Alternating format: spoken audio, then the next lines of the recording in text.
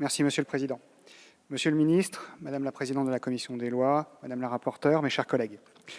Le texte initial résulte d'une initiative de la sénatrice Nathalie Goulet afin de remédier à une malfaçon de la loi du 22 mai 2019 relative à la croissance et à la transformation des entreprises, dite loi Pacte. La proposition de loi initiale comporte un seul article qui rétablit l'éligibilité des juges consulaires en exercice dans un tribunal limitrophe qui avait été supprimé par erreur lors de l'adoption de la loi que j'ai précitée. Le Sénat a amendé la proposition de loi qui compte désormais 4 articles. Les sénateurs ont procédé à la réécriture globale de l'article 1er. Ils ont conservé le rétablissement de l'éligibilité des juges en exercice dans un tribunal limitrophe et ont étendu cette éligibilité aux anciens juges sous certaines conditions.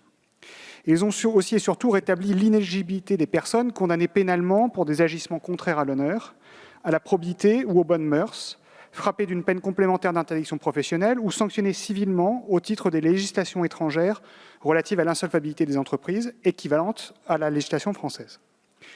Le Sénat a en outre ajouté 3 articles à la proposition de loi, afin d'abord de clarifier la limitation à 5 du nombre de mandats qu'une même personne peut exercer en tant que juge consulaire dans un même tribunal, et qui s'applique que les mandats soient successifs ou non. C'est l'article 2.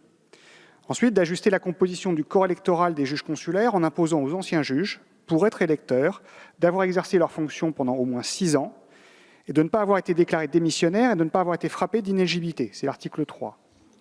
Et enfin, de proroger le mandat des délégués consulaires élus en 2016 jusqu'au 31 décembre 2021, afin que les élections des juges consulaires prévues en novembre 2021 puissent être organisées sur la base de l'ancien collège électoral existant avant l'entrée en vigueur de la loi Pacte. C'est l'article 4. Le groupe Modem et Démocrates Apparentés partage les finalités de ce texte et les ajouts du Sénat qui nous semblent vraiment à propos. Nous saluons d'ailleurs ici leur travail sur ce texte. Ainsi, souhaitant une promulgation rapide de cette proposition de loi, le groupe Modem et Démocrates Apparentés votera le texte conforme et rejettera donc tout amendement qui ne serait pas absolument nécessaire pour des questions de constitutionnalité. Je vous remercie.